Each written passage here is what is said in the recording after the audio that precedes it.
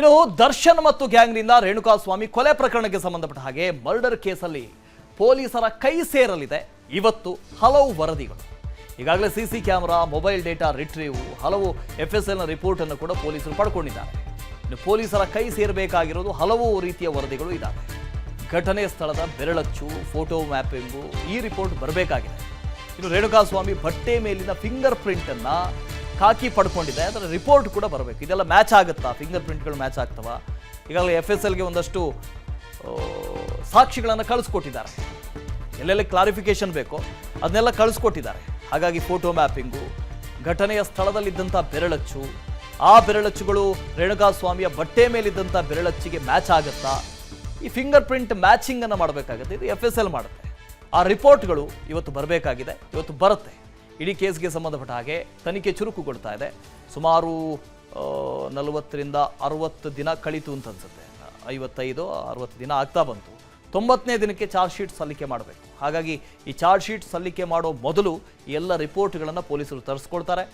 ಯಾವ ರೀತಿಯಲ್ಲಿ charge ಶೀಟನ್ನು frame ಮಾಡಬೇಕು ಇದ್ರ ಬಗ್ಗೆ ಚರ್ಚೆ ಆಗುತ್ತೆ. ಹಾಗಾಗಿ ಇವತ್ತು ಅನೇಕ ರಿಪೋರ್ಟ್ಗಳು ಬರೋದಿದೆ. ಮರ್ಡರ್ ದಿನ ಆರೋಪಿಗಳು ಬಳಸಿರುವಂಥ ಬಟ್ಟೆಯನ್ನು ವಶಕ್ಕೆ ಪಡೆದಿದ್ದಾರೆ. ಘಟನಾ ಸ್ಥಳದ ಸುತ್ತಮುತ್ತಲಿನ ಸಿಸಿ ಕ್ಯಾಮೆರಾ ಫೂಟೇಜ್ಗಳನ್ನು ಪಡ್ಕೊಂಡಿದ್ದಾರೆ. ಇನ್ನು ಪೊಲೀಸರ ಕೈ ಸೇರಬೇಕು ಹಲವು ರೀತಿಯ ವರದಿಗಳು. ಈಗಾಗಲೇ ಸಿಕ್ಕಿರುವಂಥ ರಿಪೋರ್ಟು 164 ಹೇಳಿಕೆಯನ್ನು ದಾಖಲು ಮಾಡಿಕೊಂಡಿದ್ದಾರೆ. ಭೀಕರ ಮರ್ಡರ್ ಕೇಸ್ ಸಂಬಂಧ ಮತ್ತಷ್ಟು ಸಾಕ್ಷ್ಯಗಳನ್ನು ಸಂಗ್ರಹ ಮಾಡ್ತಾನೆ ಇದ್ದಾರೆ. ಎಷ್ಟು ಸಾಕ್ಷಿಗಳಾಗ್ತವೋ ಅಷ್ಟೇ ಸಾಕ್ಷಿಗಳನ್ನು ಸಂಗ್ರಹ ಮಾಡ್ತಾರೆ. ಅಷ್ಟೂ ಸಾಕ್ಷಿಗಳನ್ನು ಸಂಗ್ರಹ ಮಾಡಿ ಇವರೇನೀಗ ಒಂದು ಕೇಸನ್ನು ಹೇಳ್ತಾ ಇದ್ದಾರಲ್ಲ, ಅದನ್ನು ಫ್ರೇಮ್ ಮಾಡಬೇಕಾಗತ್ತೆ.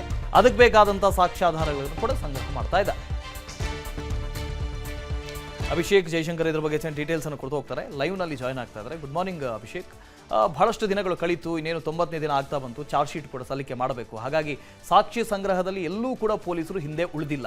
ಸದ್ಯದ ಸ್ಟೇಟಸ್ ಏನು ಅಂತ?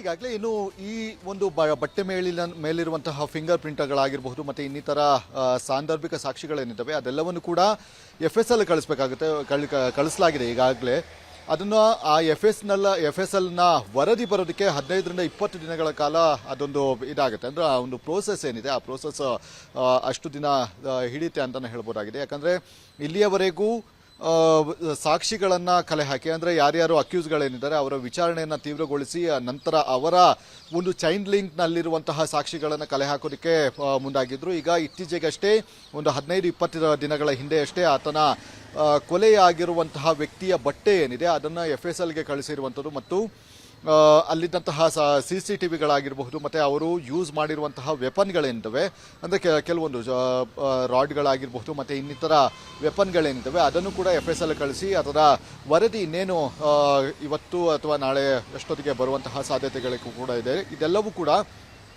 ಈ ಒಂದು ಕೊಲೆ ಮಾಡಿರೋದಕ್ಕೆ ಸಾಕ್ಷಿ, ಅಂದರೆ ಬಲವಾದ ಸಾಕ್ಷಿಗಳು ಅಂತ ಅನಿಸಿಕೊಳ್ಳುತ್ತೆ. ಆರೋಪಿಗಳು ಯಾವುದೇ ರೀತಿಯಾದಂತಹ ತಪ್ಪಿಸಿಕೊಳ್ಳೋದಕ್ಕೆ ಸಾಧ್ಯವಾಗದ ರೀತಿಯಲ್ಲಿ ಕಾಮಾಕ್ಷಿಪಾಳ್ಯ ಪೊಲೀಸರು ಈಗಾಗಲೇ ಎಲ್ಲ ಎವಿಡೆನ್ಸ್ಗಳನ್ನು ಕಲೆ ಹಾಕುವಂತಹ ಒಂದು ಕೆಲಸಗಳನ್ನು ಕೂಡ ಮಾಡ್ತಾರೆ. ಅಂದರೆ ಪಿನ್ ಟು ಪಿನ್ ಎವಿಡೆನ್ಸ್ಗಳನ್ನು ಕಲೆ ಹಾಕಿದಂತಹ ಸಂದರ್ಭದಲ್ಲಿ ಸಹಜವಾಗಿ ಆರೋಪಿಗಳು ಈ ಒಂದು ಪ್ರಕರಣದಲ್ಲಿ ತಪ್ಪಿಸಿಕೊಳ್ಳೋದಕ್ಕೆ ಸಾಧ್ಯ ಆಗೋದಿಲ್ಲ.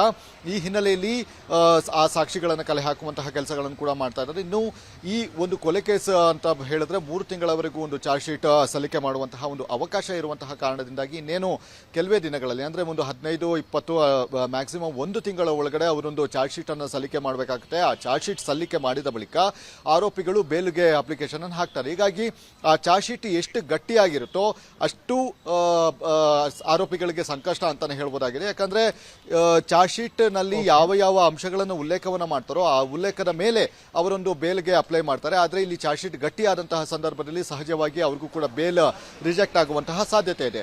Vasudev. Okay, thank you Abhishek. ಅನುಕ್ಷಣದ ಸುದ್ದಿಗಳಿಗಾಗಿ Vistara news YouTube channel subscribe ಮಾಡಿ. ಹೊಸ ಸುದ್ದಿಗಳ ನೋಟಿಫಿಕೇಶನ್ಗಾಗಿ ಬೆಲ್ ಐಕಾನ್ ಕ್ಲಿಕ್ ಮಾಡಿ. ಲೇಟೆಸ್ಟ್ ಅಪ್ಡೇಟ್ಸ್ಗಾಗಿ www.vistaranews.com ವೆಬ್ಸೈಟ್ಗೆ ವಿಸಿಟ್ ಮಾಡಿ. ಅಂಗೈಯಲ್ಲೇ ಜಗತ್ತಿನ ಸುದ್ದಿ ತಿಳಿಯಲು Vistara news Kannada app download ಮಾಡಿ.